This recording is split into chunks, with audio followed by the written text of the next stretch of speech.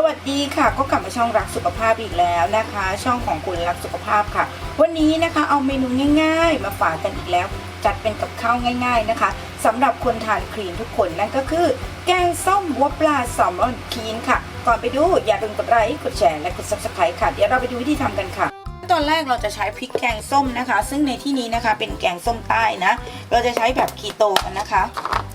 นี่นะคะแล้วแต่ชอบนะชอบเยอะก็ใช้เยอะชอบน้อยก็ใช้น้อยนะคะให้เข้ากันนะคะเดี๋ยวเราไปตั้งน้ำกันเนาะซึ่งเราจะต้องตั้งน้ำให้เดือดก่อนนะคะถึงจะใส่ในส่วนของหัวปลาแซลมอนลงไปจากนั้นเดี๋ยวเราต้องต้มน้ำให้เดือดเลยนะคะถึงจะใส่เครื่องแกงลงไปค่ะเดือดแล้วอย่างนี้นะคะเราก็ใส่ในส่วนของเครื่องแกงส้มลงไปนะคะกะปิเราก็จะใช้กะปิคีโตนะคะทิ้งลิงก์ไว้ข้างล่างให้หมดแล้วนะคะเราคนเครื่องแกงนะคะให้มันเป็นเนื้อเดียวกับน้ำอย่างนี้นะค่ะหลังจากนั้นค่ะเราใส่เลยค่ะให้มันเดือดอย่างนี้เลยนะไม่งั้นมันจะคาวนะคะ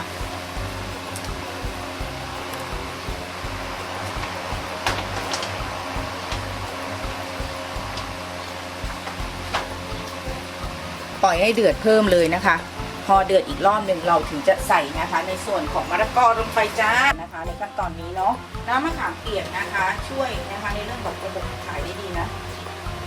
ทีนี้เราจะใช้นะคะน้ำแกงนะคะของแกงส้มนี่แหละเอามาละลายน้ำมะขามเปียกก่อนแล้วก็ตีกลับไปเนาะ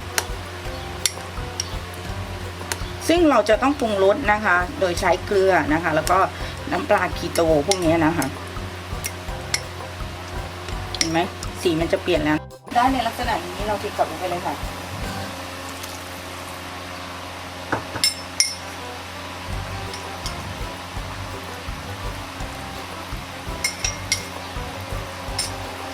หลังจากนั้นค่ะเราใส่มะละกอนะคะ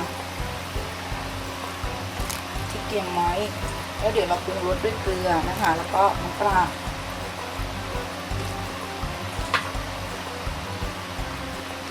แค่นี้เราก็ได้อาหารนะคะคลีนกันแล้วนะคะที่สำคัญนะคะแกงส้มเนี่ยเป็นแกงที่ช่วยระบบเผาผลาญได้ดีมากนะคะปล่อยให้เดือดนะคะเดี๋ยวเรามาปรุงรสเพิ่มค่ะหลังจากนั้นเราจะใส่เกลือนะคะในกำปรุงนะคะและน้ำปลาคีโต้นะค่ะหลังจากนั้นเดี๋ยวเราลองชิมกันนะคะถ้าเกิดรสชาติโอเคแล้วก็เสิร์ฟนะคะเดี๋ยวเราไปจัดเสิร์ฟกันค่ะ